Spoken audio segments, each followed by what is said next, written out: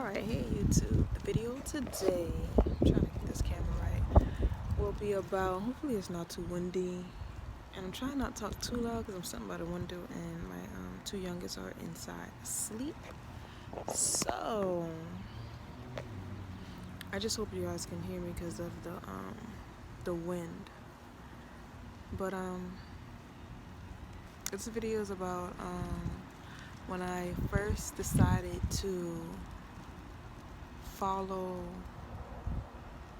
my intuition and just actually decide to let go.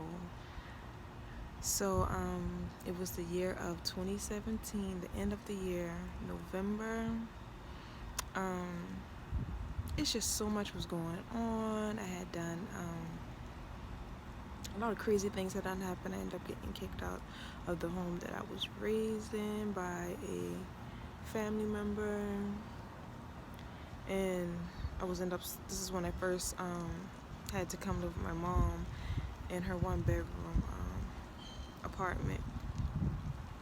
So I ended up talking to my dad and letting him know that little things was getting crazy and I was just ready for a new beginning. And he was like, oh, you should come move up here with me and we can build work in our relationship, blah, blah, blah. So I done made the decision that that's what I was going to do.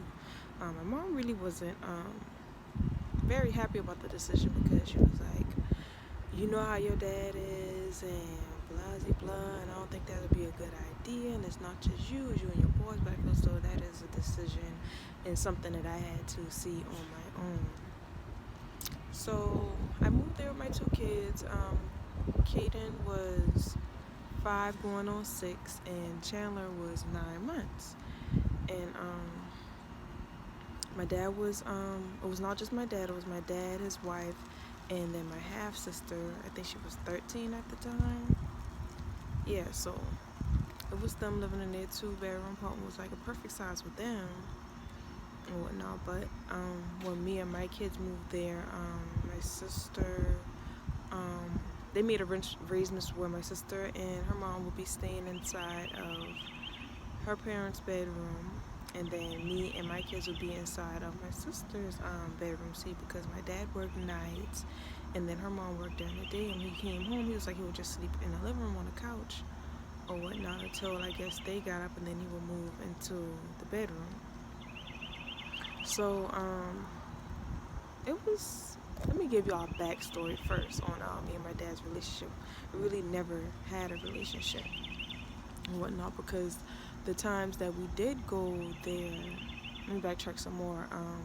Him and my mom divorced when me and my sisters, my 2 younger sisters, were like toddlers, I believe, and it was due to their relationship becoming abusive. My mom said it was him being abusive, but my dad said it was my mom. I tend to believe my mom in this situation because my dad was abusive to me. Like, when we would go on visit, there were incidents where he had slapped me in my face. There were 2 incidents where he had slapped me in my face, and I guess that's when my sisters decided that they were cutting him out of their lives. But me being me, I still wanted to build that relationship with my dad. Like, I always wanted to be daddy's little girl. Like, I've never had a relationship with him. I always want that relationship with him. Me and my mom really didn't have a close relationship. I was raised by my granny, which is my mom's mom, and I just really wanted that relationship with my dad. So here I am, 30 years old, I have 2 kids, and I just stepped out on faith and went and moved with him 2017 November.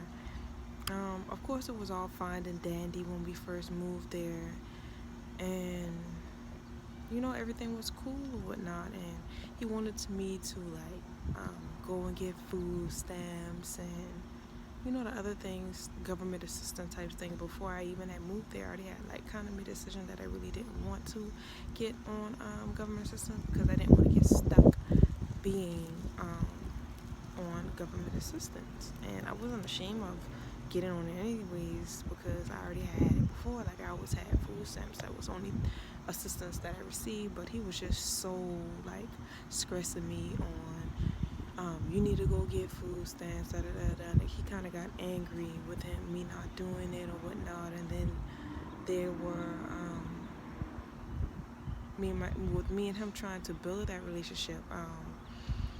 My sister, my half sister, like got jealous of seeing us trying to build that relationship, and she was like, she feels as though he was ignoring her and he wasn't giving her no attention, and I don't know, it kind of got crazy. That kind of made his wife feel as though you can't just give attention to her. Someone's not used to that, and it's not fair for you to, blah, blah, blah. So then I kind of like just stayed to myself and tell him just be like, father to her. And when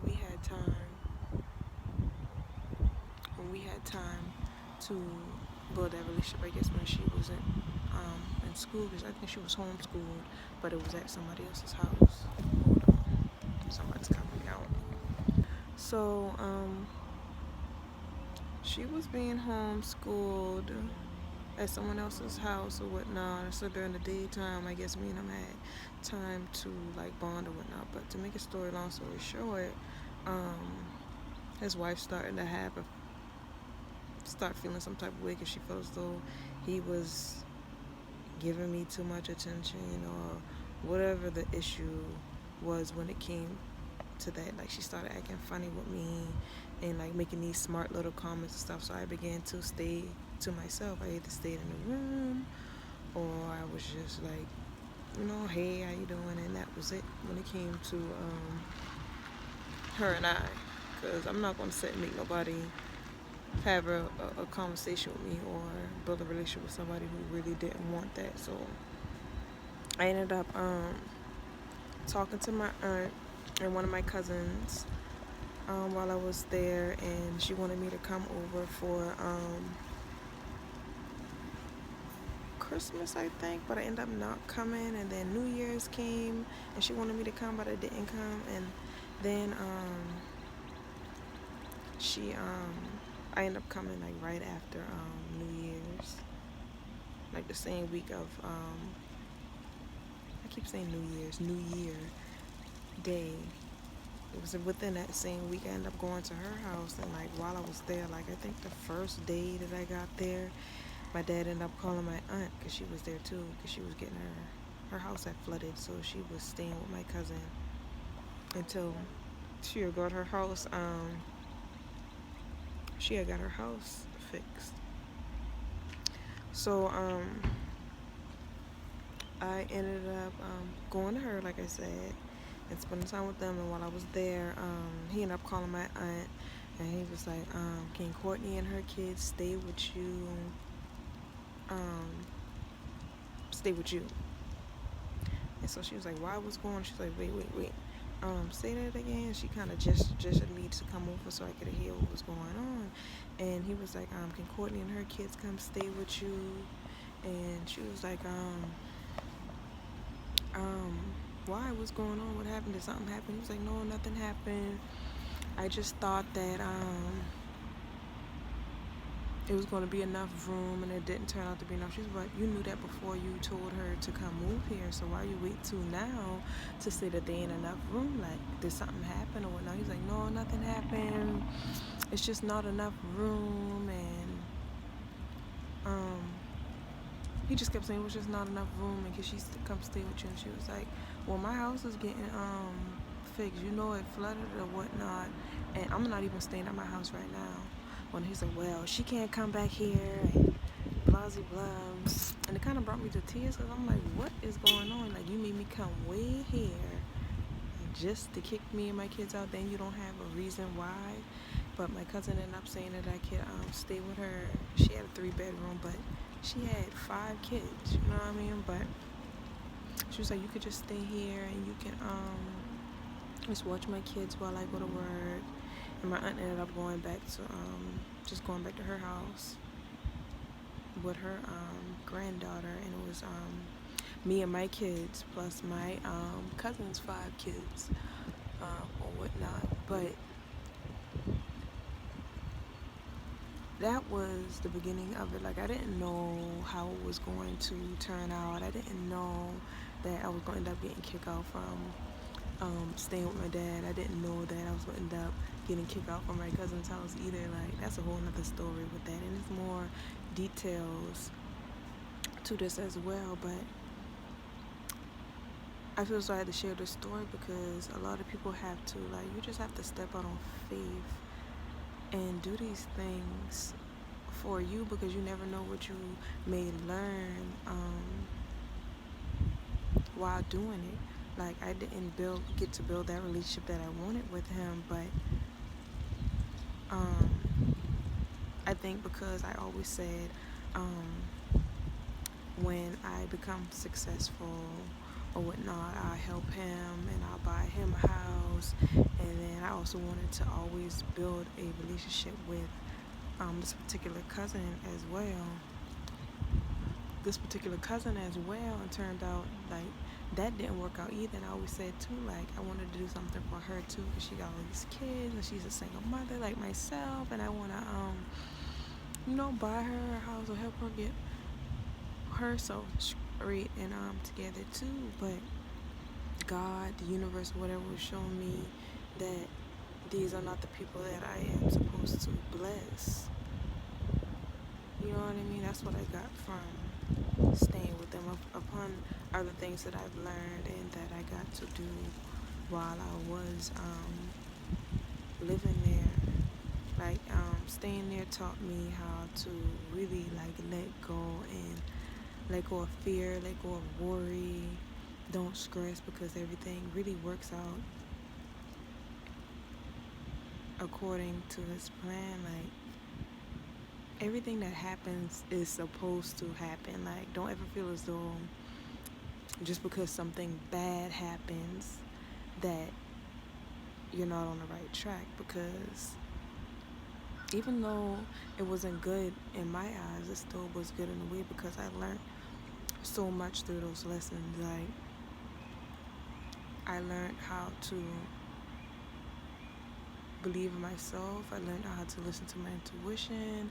I learned how to let go, like, completely. I remember it got to the point where when my cousin was kicking me out, he had to come back, and he came and got us, and then we went to his church. And when we left the church, he was like, you can't come back to my house or whatnot. And I was like, why? And so he was like, because you've been lying, telling Simone lies. Simone is my half-sister. I'm like, well, what did I lie to her about? You just been telling her lies and da-da-da. So what did I lie to her about? Simone, what did I lie to you about? And she was like, you told me that he slapped you in your face when you were younger. And I was like, that did happen. Like, I didn't lie about that. It was two different occasions when it actually happened or whatnot. And I began to tell him, like, repeated exactly what I said to her with him, his wife, her, and my kids in the car. Like, I have no reason to lie about that. And they are like family members that know for a fact that happened. Like, my sisters were there. My sisters know that happened. My mom knew that would happen, because there were reasons why she would have to leave from South Carolina, drive 12, 13 hours to come back and get us, because it happened. So it very much so did happen. And whatnot. I said, I didn't lie about that. So yeah, that is a lie. That never happened. And I said, look me in my face and tell me that happened. Like, are you serious? And he looked me in my face, like, he said that did not happen. I was like, wow, I can't believe, like, y'all, I could not believe he looked me in my face and told me that this did not happen, when him and I both know that this happened. And this is the reason why me and my sisters don't want anything to do with you, because of those two incidents. Like, y'all, I have to laugh, because it just blows my mind that he lied about that. But he said that's the reason why me and my kids couldn't stay with him, which made me even look at him even more crazy, because, man, you know that this happened. Like, if you had said you didn't want them to know and that's why you was kicking me out, I would respect that more. But to say that never happened, and this is the reason why you're kicking me and my kids out in the middle of winter, snowing, y'all, in the middle of winter. So we went driving to shelters or whatnot. These nasty looking shelters too. I'm looking like, me and my kids are not about to stay here. So he was like, you either have a choice to go back to Charleston, or I pay for you one night to stay in a hotel or whatnot. I said, you can pay for me to go up to because I'm not going back to Charleston. Like, I already had made up in my mind that I wanted to start over there or whatnot. So we ended up still arguing while he was driving. I was like, this did happen. Why would I lie about that? And his wife was like, just shut up. Don't tell me to shut up, lady, because you don't know what me and my sisters went through with this man. You don't know what I went through with him, how I forgave him without even getting an apology from him. Now he's sitting here looking me in my face and lying about it. Don't tell me to shut up. Don't do that. Don't disrespect me because I've never disrespected you or whatnot. So he was like, matter of fact, I'm not even gonna pay for you no hotel. You could just get out my car now, blah blah. And he pulled up at the hotel and was like telling me and my kids like we had to get out. So I'm like, we not about to get out this car, like. And he was like, well, I'll call the police and they'll get you out and blah blah blah. So before the police was called, like,